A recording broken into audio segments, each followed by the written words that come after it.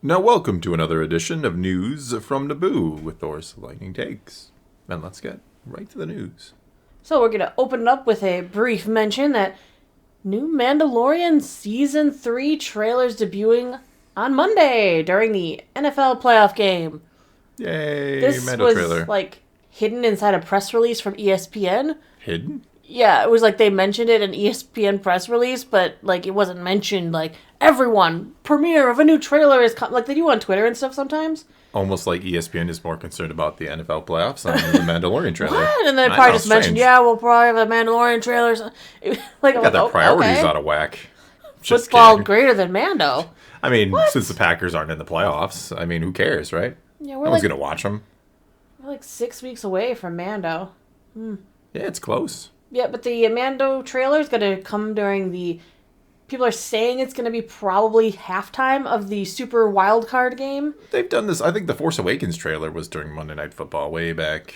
Way back. It's 7 years ago now. The game is the Cowboys versus the Tampa Bay Buccaneers facing off at 8 p.m. Eastern. You can watch it on ESPN, ABC, ESPN2, ESPN Plus, and why are we announcing football? other things.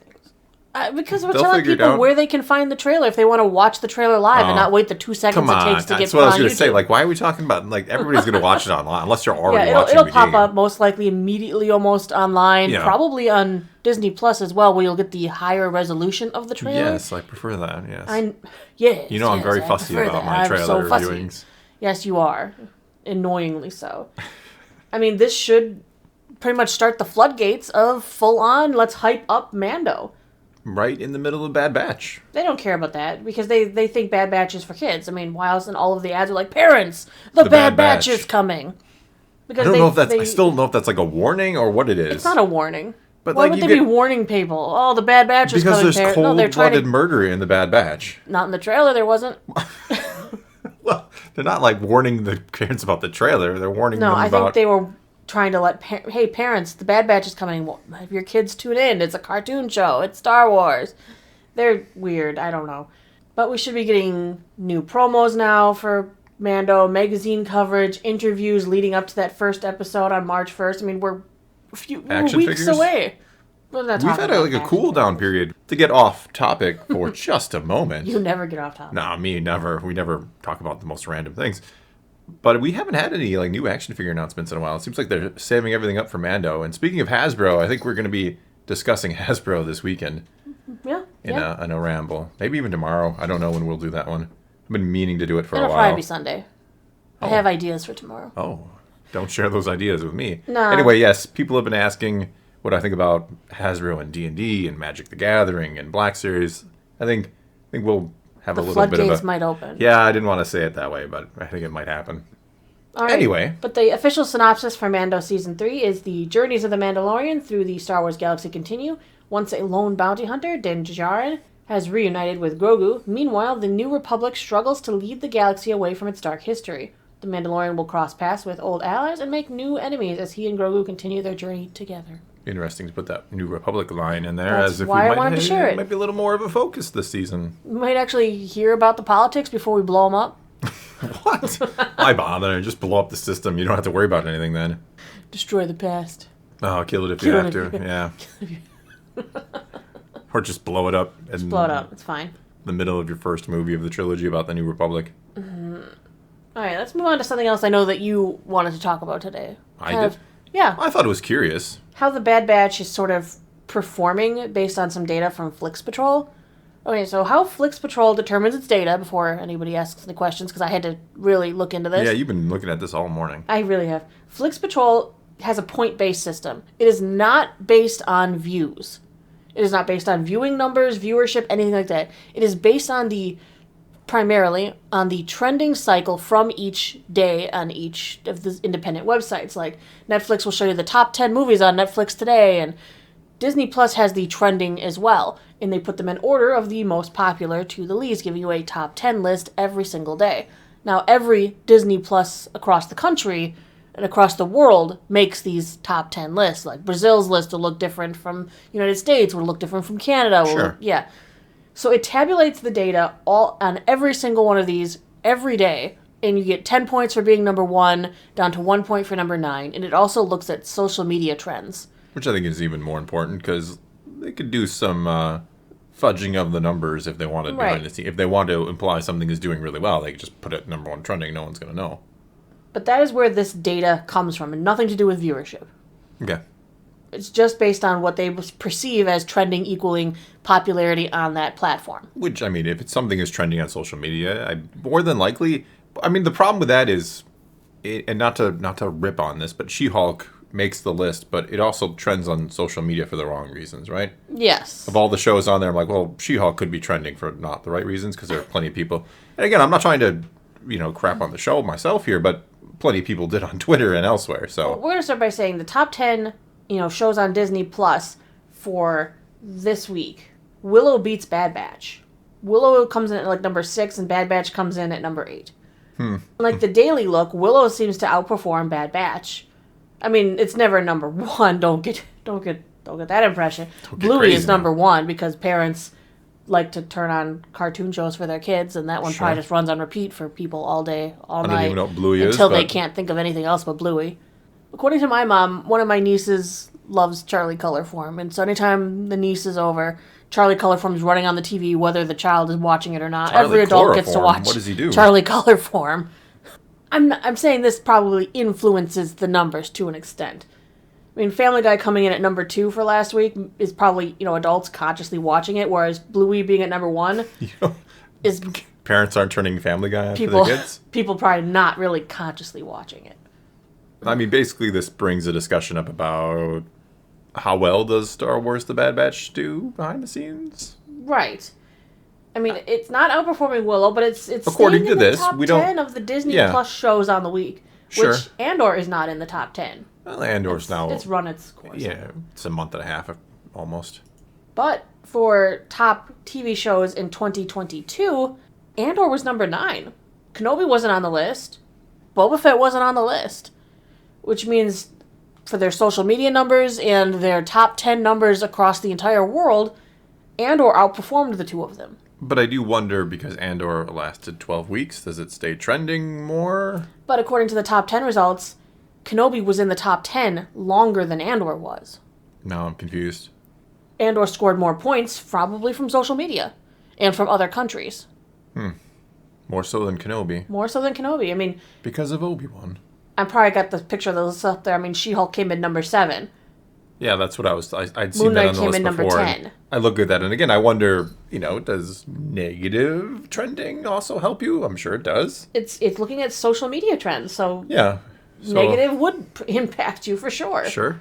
What's fun, though, is comparing their top 10, these scores, and how they compare to just other shows that came out, too. I mean, Andor, according to their point system, got 36,000 points. How that compares to, other things. Rings of Power from Amazon got 120,000 points. I think it cheated. Hey, still, on Disney Plus, The Simpsons outperformed with 124,000 points. But it's kind of sad. I mean, The Boys got 98,000 points. Oh, Reacher, number 3. Yeah, Reacher was number 3 from Amazon. But it's interesting to compare their point system across other platforms. Halo got 34,000 points. Again, cheated. It wasn't because the show was hugely loved, as far as I understand, but it was hugely talked about on social media for sure. But again, it's so hard to judge that because a lot of the time it does, for some of the Halo example, got a lot of negative reactions. So, absolutely. But it is an interesting way to look at the system. Instead of just looking at viewership, they take all of these external factors into account, and you get random number generation. I know I was looking at the Kenobi series in particular versus the Andor series. The Andor series time in the trending list, based on 1 through 10, the trending list, how long it was there, what the average place it took was a 9.2. I don't think you mean random number, you mean analytical data here, but yes. I know it, yeah. Because of how long it was in the trending list and what position it was on the trending list, it averages a 9.2. Kenobi managed an 8.6. On with the same data, saying how, it was number X over this many, weeks. This is the average score it pulled, which gives you an interesting look as to the data of which one was more watched. Yeah, which one is more maybe. I mean, it's hard to to know what to extrapolate from all these numbers. exactly. They're not viewership yeah. numbers, which is what most people would look at. These are more or less popularity numbers that saying this show was heavily watched on this day, so it got a score for that day. The social, I find the social media thing to be more interesting than what the internal trending of Disney Plus or Netflix does, because again, they can manipulate it to say, yeah, this is the show everybody's watching. You should watch it too. Absolutely. And these are worldwide numbers. Because when you take it to the top 10 Disney Plus shows of 2022, and you just look at the United States versus the worldwide chart, Book of Boba Fett took number 6, Andor took number 7. Obi-Wan didn't make Kenobi it. still didn't make the list. Wow. Clone Wars was number 8. Amen, She-Hulk was number 9. And Moon Knight was number 10. I mean, everything before that is... exactly. Garbage, yes. Simpsons. That's what she said. I didn't say stuff meant for younger viewers. So that's what is interesting. Very interesting. I think the problem is Bad Batch. Like, a lot of people say, why doesn't Bad Batch get the viewership? I think being animated turns off a lot of people. Not saying that's a good excuse not to watch it, but that is the excuse I get out of many. I just don't watch animated shows. And yet, more people watched the Clone Wars. You got higher points on their chart than Obi-Wan Kenobi did. It's really good. Check it out. If you haven't, because you think it's animated and it's for kids, you're missing out. It's kind of funny because... You're doing yourself a disservice to not even try. Even though it showed up on the list for the United States, not one single day did it manage to take a number 1 spot. Because you could look at that too. Their top 10 by day. They'll show you pictures of who is the top for that particular day. I mean, for example, January 1st of last year through February 22nd, Book of Boba Fett was their number 1 in trending every single day. Which is, it's interesting data to look at. Because this is the streaming service telling you, or perhaps claiming that was the number 1. And that's based just solely on the United States data. Because when you scroll it over to the world data, the day-by-day changes. Because Hawkeye stole a few days in there.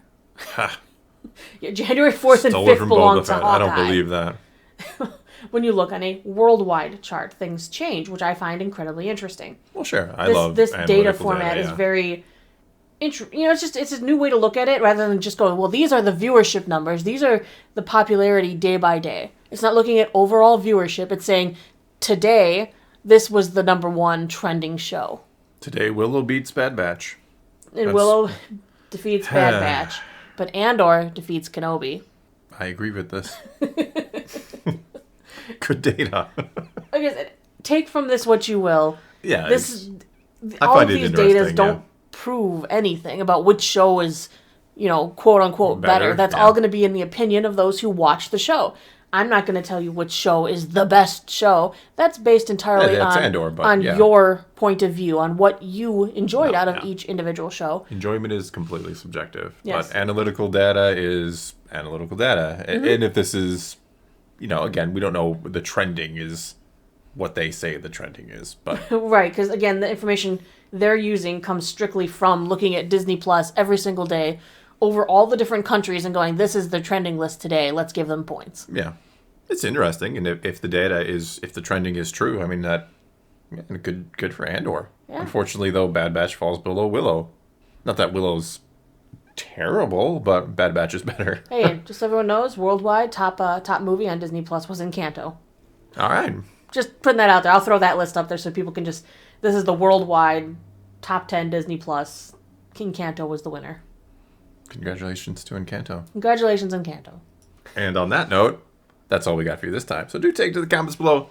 Tell us what you think of any and all of today's news, and let's talk some Star Wars. And until next time, thanks for watching.